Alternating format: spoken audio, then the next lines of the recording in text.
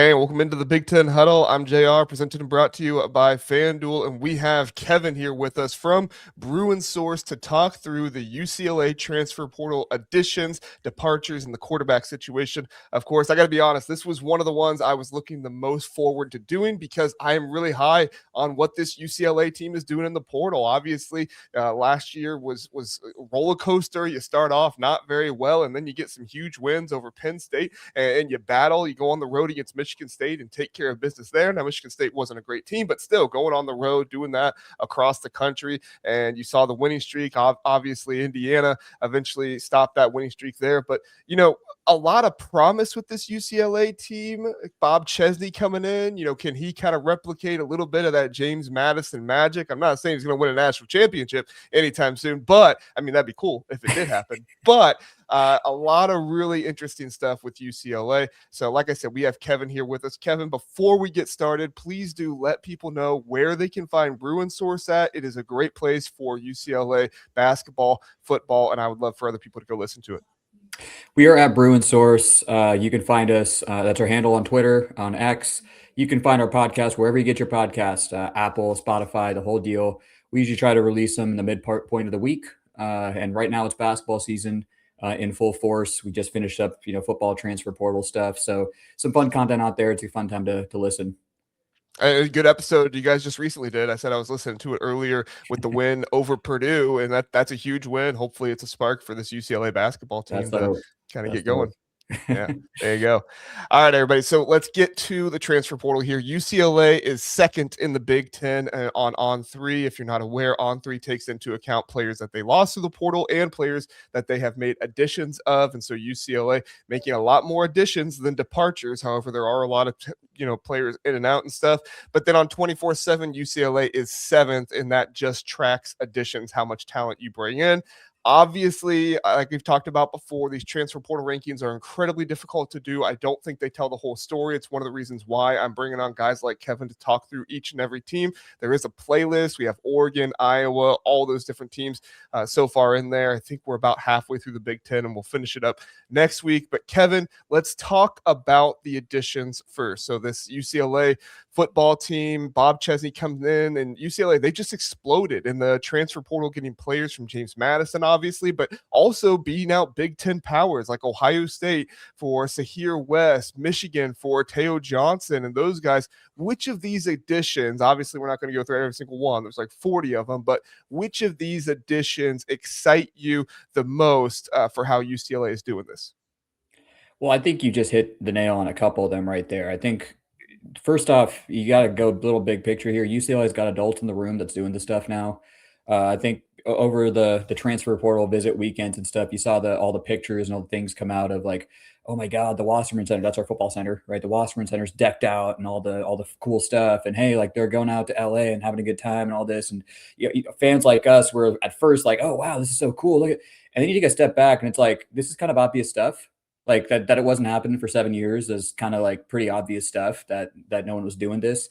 I think you have Bob Chesney in the room that, he appreciates UCLA for what it can be, not for what it doesn't have, right? He appreciates it for what it can be.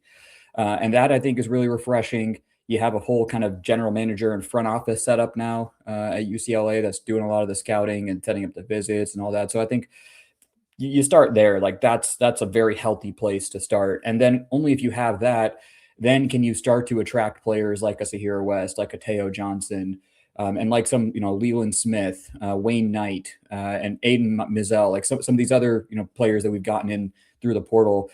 You got to have that set up. You got to have a coach that's going to sell them vision. And then you got to have, obviously, you got to have money in this day and age. I mean, that's kind of what it's about. And this is kind of another thing where, like, we've always made the claim at Bruinsource, is UCLA going to start off at the funding levels of an Ohio State or a Michigan or an Oregon? No, they're not going to start there. But there is a lot of money to be had. And UCLA is not some poverty school that doesn't have people lying around with no pockets. You needed to have people that take an interest to go to them and pitch them a vision and get some people on board. And I think you got a lot of that now. I think with the coaching search that UCLA did with, calling their friends. They called Bob Myers up. They called up Casey Wasserman, who runs one of the biggest agencies in the world. He's a direct competitor of the Jimmy Sextons and all that, right? And you called up Dave Roberts, who's the manager of the Los Angeles Dodgers. You called up all these people to help you with the coaching search, and they then help you with the network effect that can come from that. UCLA, this isn't like an SEC school that's already maxed out what they could do from that stuff. In fact, UCLA has minimized what they can do up to this point. So you got to have all that.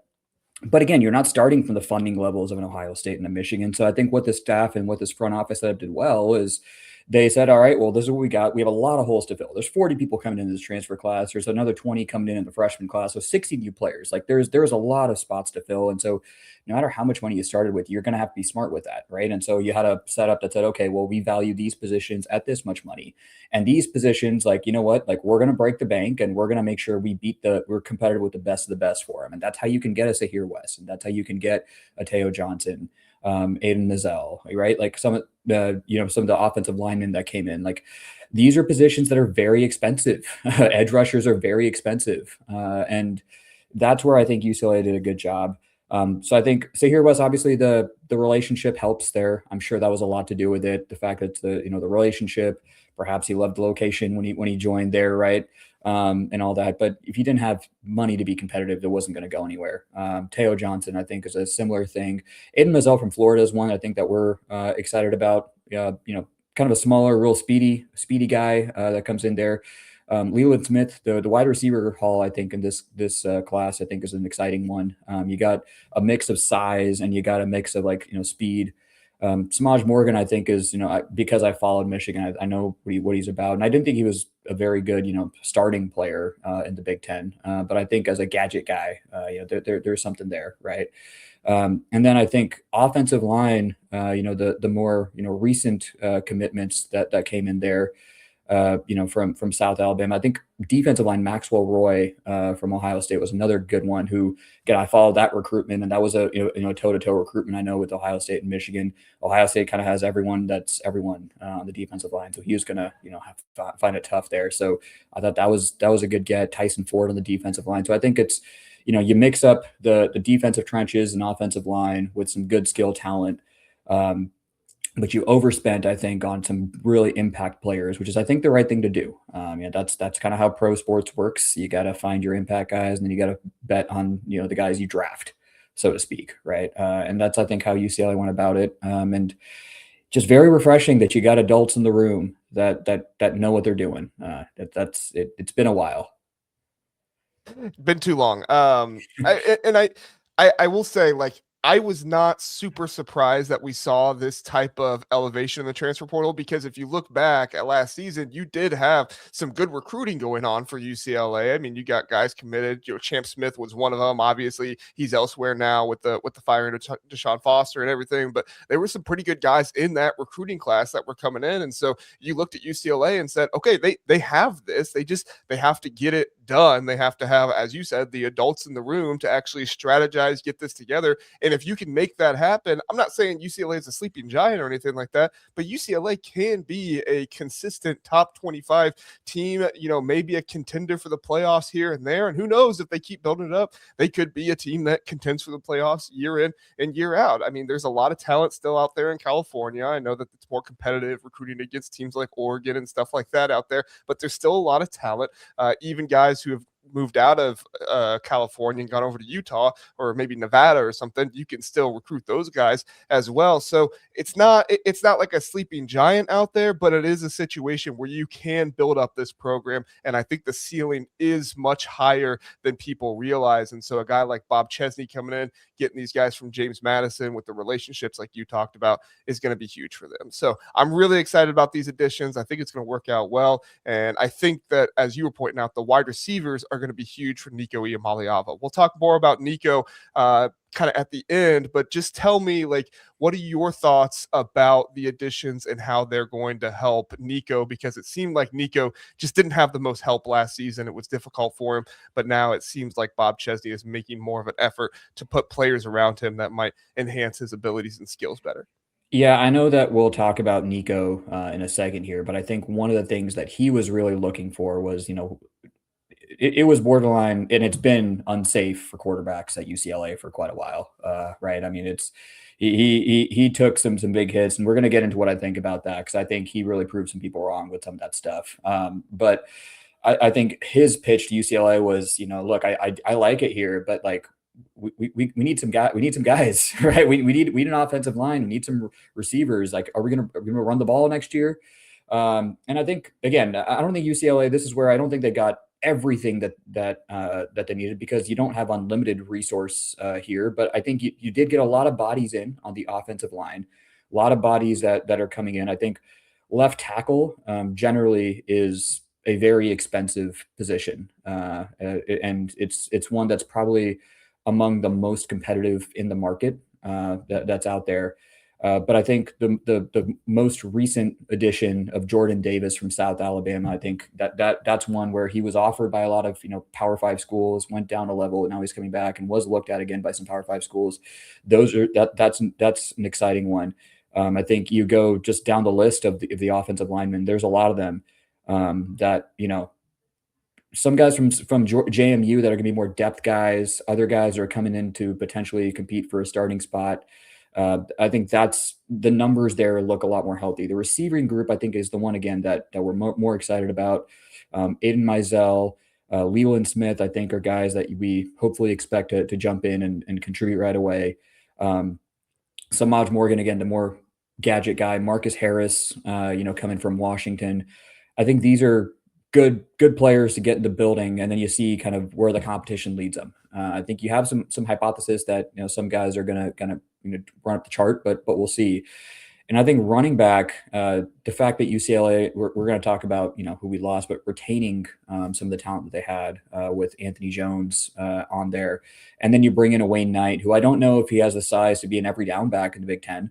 But again, as a change of pace guy, can definitely do some damage. I think that was a good win. So all in all, I think UCLA got the main thing. I think was the trenches. They got bodies there now. They got the right numbers there to have a proper competition. It can't be any worse. It really just can't be any worse than what it's been the last few years. Yeah, UCLA and Michigan State were those two teams that it's like just go out and get anybody in the portal on the offensive line, because for me it was like it literally all able-bodied men above 280 pounds. Yeah, pretty much.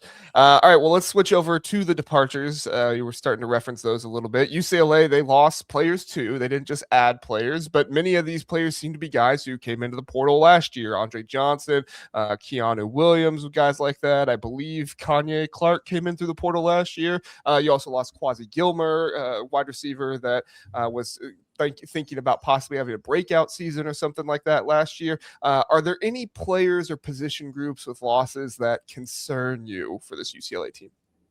I don't know if concern is the right word, because again, what were you playing with to start, right? So I think that's where you got to start that conversation. I think the secondary was maybe one of the few bright spots for UCLA last year, and so losing an Andre Jordan, I think that was a guy they would have wanted to keep. Right. Croy Stewart was maybe a guy that they would have wanted to keep around, even if it's now, if Teo Johnson's coming in, he's not going to start, right? But if it was as a depth guy, Quasi Gilmer was, I think, a player that we were always, excited about. He had the measurables. He definitely looks the part, when you watch him. But consistency was hard to come by, and I think UCLA replaced him, with other guys that probably can have similar, if not better, production this year. And then the defensive tackles, I think, Sialu Tupaki and Keanu Williams, these were guys I think that, UCLA folks were hoping for a lot last year. But in some cases, one was making a position switch and the other was coming off a lot of injuries, and the production wasn't what you thought you were going to get. And so I think, on both of those, it's, could have been good as a depth piece, but I don't think they wanted to stick around as a depth piece. And I think you replaced them with more talent and more upside. Maxwell Roy coming in, Tyson Ford coming in. I think you got other options there. Linebacker Isaiah Chisholm was a guy again that I think you could have kept around, and that did leave a big hole at linebacker.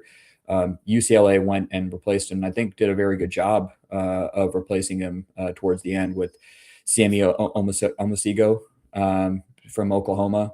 So I think that was actually a net upgrade. So in the end, I think UCLA nets out pretty positive on some of these departures. I think some of them, sure, you would have liked to keep, but they want to maximize their NIL value and all that. And I think UCLA, in many of these cases, upgraded.